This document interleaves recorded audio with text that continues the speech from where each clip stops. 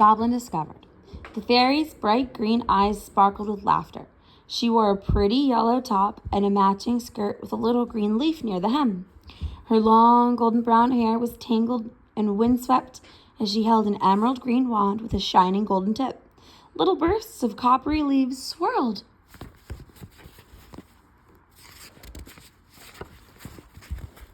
From the tip of her wand. Rachel's eyes widened. "Kirsty, over here," she whispered. Kirsty hurried over. "It's Abigail, the breeze fairy," she said delightedly. She and Rachel had met Abigail and all the weather fairies in fairyland. "Hello, Rachel and Kirsty," Abigail said, and twirled in the air as a cloud of gold-green dust tiny bronze leaves. "Thank goodness we found you. We think there's a goblin nearby," said Rachel. Abigail's tiny face paled. "Goblins are nasty things. They're so big and scary, but we have to find this one," she said bravely, "before he does any more mischief with the breeze feather." She fluttered her glittering wings and swooped onto Rachel's shoulder to hide underneath her hair. "Well, the goblin isn't in this marquee," she said. "Let's go outside and check the stalls." "Good idea," Rachel agreed, and the two friends left the marquee, struggling to make their headway against the blustery wind. They hadn't gotten far when there was a loud creaking noise, and suddenly the marquee behind them collapsed. The girls saw Christy's grin rushing to help others who were crawling out from beneath the canvas. "Oh, wow, what a mess," said Rachel. "At least it doesn't look like as if anyone's hurt," Kirsty pointed out. The wind moaned loudly through a spinning of oak trees. Through a spinny? The wind moaned loudly through a spinney of oak trees standing nearby. The branches thrashed to and fro in the gale, and the clouds of green leaves rained down. Abigail's tiny mouth dropped. "Poor trees, it's too soon for them to lose their leaves," she said sadly. "This is more goblin mischief."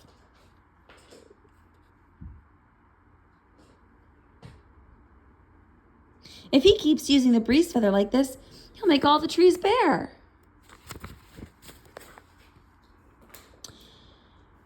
Quickly, the girls searched the tents and some of the stalls, but they didn't have any luck at all.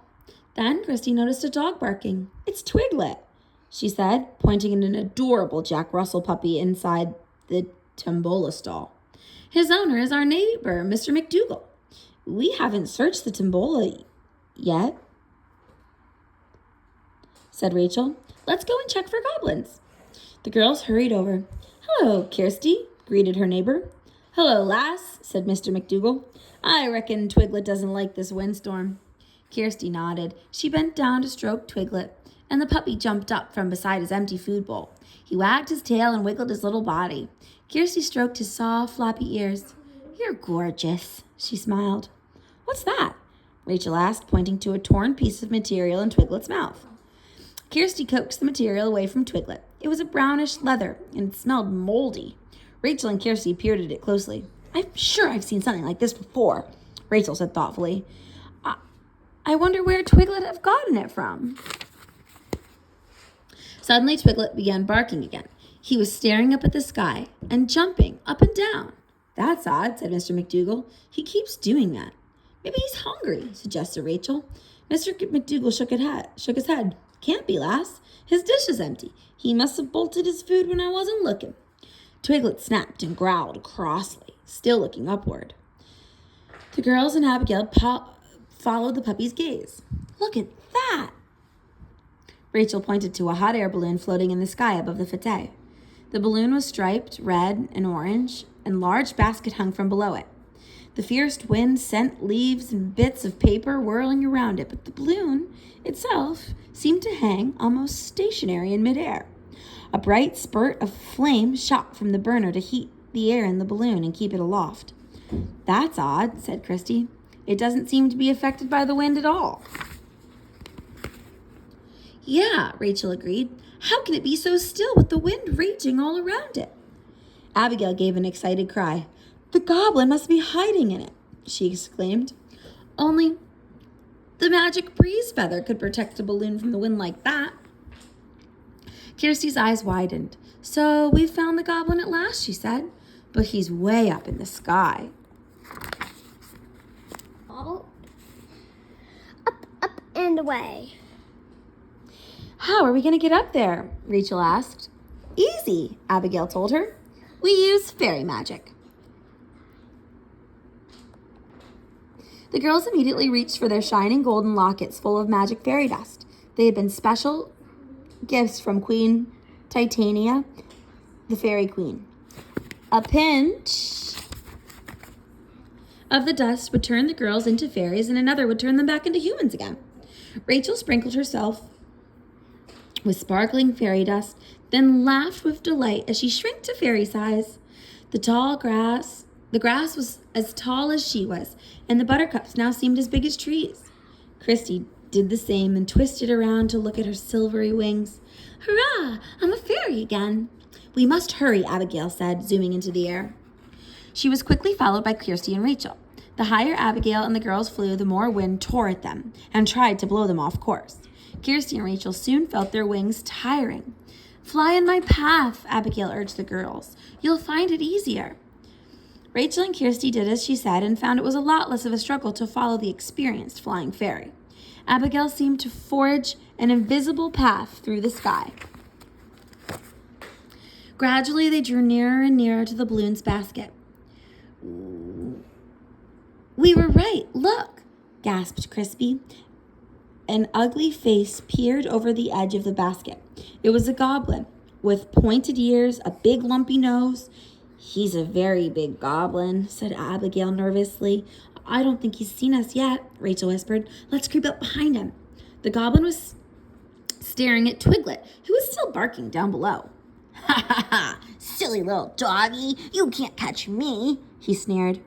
Kirsty and Rachel heard the goblin's tummy rumble. It sounded like mud being stirred in a bucket.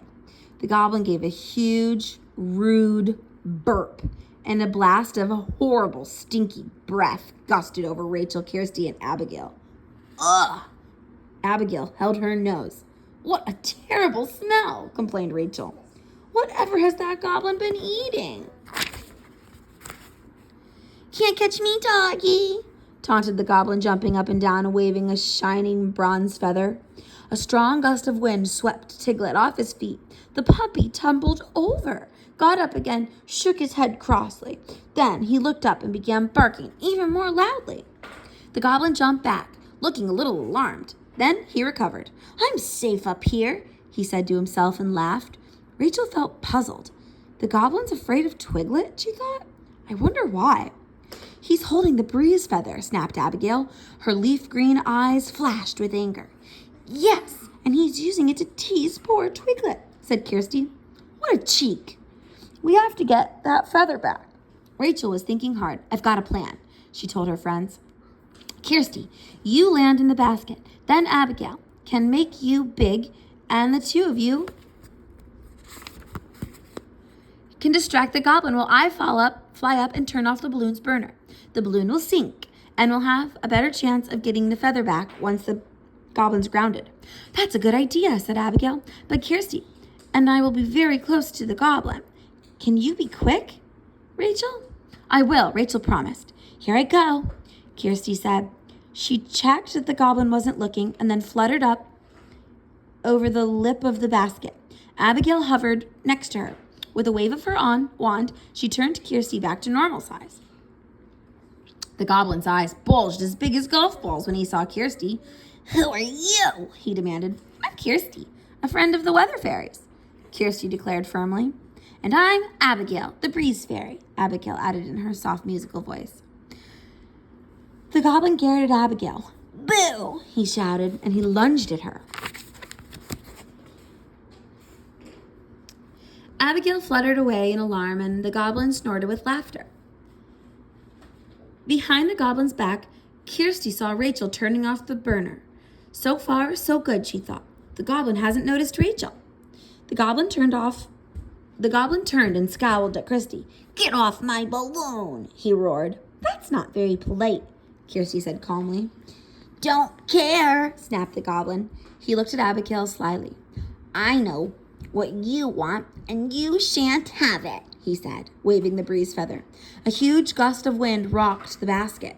Kirsty clung to the sides and tipped dangerously. The goblin sniggered. Too windy for you, isn't it? Your balloon is sinking, Kirsty told him. Codswallop, sneered the goblin. Then he looked over the edge of the basket. Or...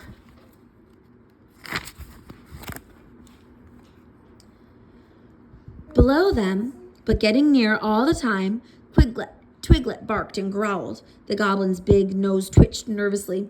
Kirsty noticed a big rip in his leathery robe and remembered the piece of material that was in Twiglet's mouth. Why are you afraid of the puppy? She asked. The goblin looked shifty. I might have eaten his dinner, he replied. No wonder his breath is so stinky, thought Kirsty. Now, tell me why this balloon is sinking, demanded the goblin fiercely, or I'll wave this breeze feather and tip you out like this. The basket rocked back and forth. Kirsty's heart pounded. She clung on to the side. The goblin hardly moved. Even though the basket shook and wobbled, he was perfectly balanced on his big, broad feet. He banished the breeze feather again, making the basket rock more than ever. Kirsty reached anxiously for her feather locket. Would she have time to use the fairy dust if she fell? Berkeley. So this chapter is called Flying High. There's too much weight aboard. That's why we're sinking, said Abigail. The goblin glared at Kirsty. You're too heavy. Get out, he ordered. Quick as a flash, Kirsty sprinkled herself with fairy dust from her locket and fluttered out of the goblin's way. We're still sinking, the goblin exclaimed in alarm. Suddenly, his ugly face brightened. But I don't need these heavy sandbags. They'll just help the balloon to land, he said.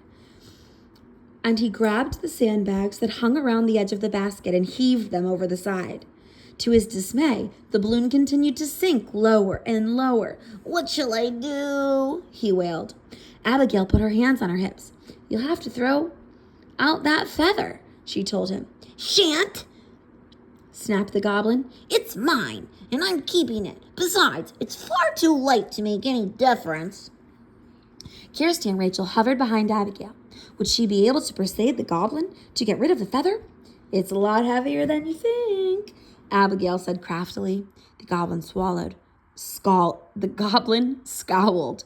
What do you mean? A kilo of feathers weighs just the same as a kilo of rocks, you know, she replied.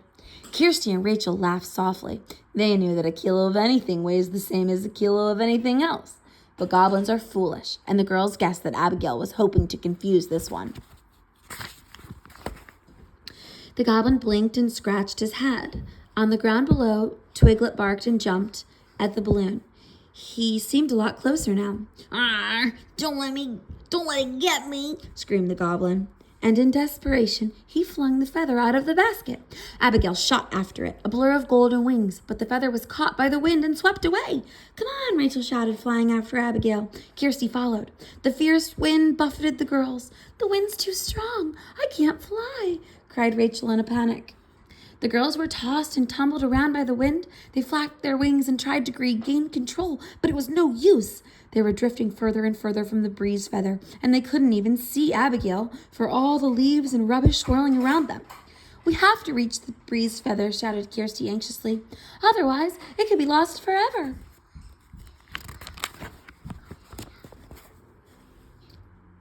Berkeley. This chapter's called Bright and Breezy. Good. Suddenly, Kirsty and Rachel caught sight of Abigail, flying to their rescue. Don't worry about us, Kirsty shouted above the wind. Just catch the breeze feather, Rachel yelled. Abigail must have heard them because she nodded firmly and sped off. After the feather again. She seemed about to grab it when the wind snatched it away from her. Rachel let out a cry of despair, but then she saw a rope of tiny golden leaves snake out from Abigail's wand and wrap around the breeze feather. The tiny fairy pulled the feather toward her and finally managed to catch hold of it. She immediately waved it in a complicated magic pattern. "Wind, stop," she ordered. With a soft sigh, the roaring wind died. Kirsty and Rachel immediately found that they could flap their wings properly again. Abigail flew to join them. "It's wonderful to have the breeze feather back and safe and sound," she said happily. "What about the goblin?" asked Kirsty. Abigail frowned. "Leave him to me." She pointed the feather at the hot air balloon. "Wind, blow," she commanded. An enormous puff of wind rocked the balloon. The goblin hung over the basket. His face looked greenish. "I feel sick," he moaned. "You shouldn't have eaten Twiglet's dinner," she told him. "I wish I hadn't now," replied the goblin. It wasn't very nice anyway." Abigail waved the breeze feather a second time, and the big red balloon was blown high into the sky. The goblin's moans faded as the balloon flew out of sight. Kirsty, Rachel, and Abigail fluttered down to the fete and slid down the roof of one of the tents to the ground. Abigail waved her wand, and Kirsty and Rachel grew to normal size. They peeped out from behind the tent. People were rushing about, setting their stalls to rights. And over at the tombola, Twiglet was chewing contently. "Mr. McDougal has given Twiglet a chew stick," said Kirsty. "I bet it tastes better than the goblin's clothes." Rachel laughed. "Kirsty," called Kirsty's gran. Abigail quickly zoomed onto Kirsty's shoulder and hid beneath her hair. "Gran!" Suddenly Kirsty remembered what had happened to Gran's cake. So why was her gran wearing such a broad grin? "I won first prize," said Mrs. Tate, her eyes shining. "The judge said my cake was delicious. He couldn't help but tasting it when it was all over his face." The girls were just congratulating Mrs. Tate when Mrs. Alderstrop stomped past, scowling. Christy's gran chuckled.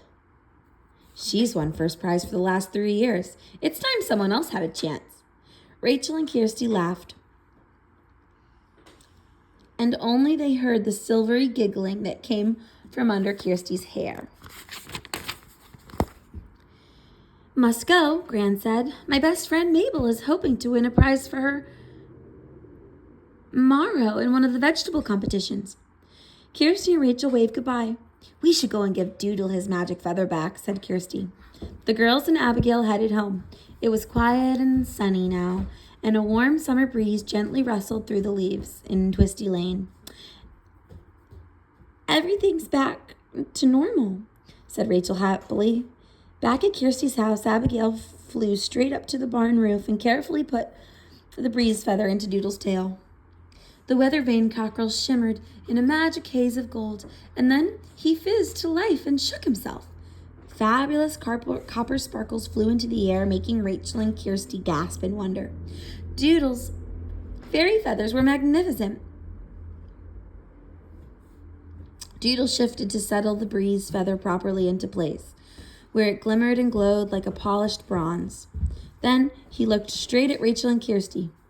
"Jack," he squawked, and opened his beak as if to speak again, but the color ebbed from his feathers. Doodle became a rusty old weather vane once more. "He's trying to tell us something," said Kirsty. "Last time he said beware," Rachel reminded Kirsty. "So now we have beware Jack." I wonder what he wanted to say next. Abigail floated down from the roof. "I don't know," she said, "but keep your eyes open. Jack Frost is always up to mischief." "We will," Kirsty promised. "Now I must fly back to Fairyland," Abigail said. "Thank you again, Rachel and Kirsty." "Goodbye, Abigail," Kirsty and Rachel waved. Abigail's wings flashed, and with a swirl of tiny golden leaves, she was gone. Rachel and Kirsty smiled at each other, enjoying the fairy's secret. "5 more magic feathers to find," whispered Kirsty.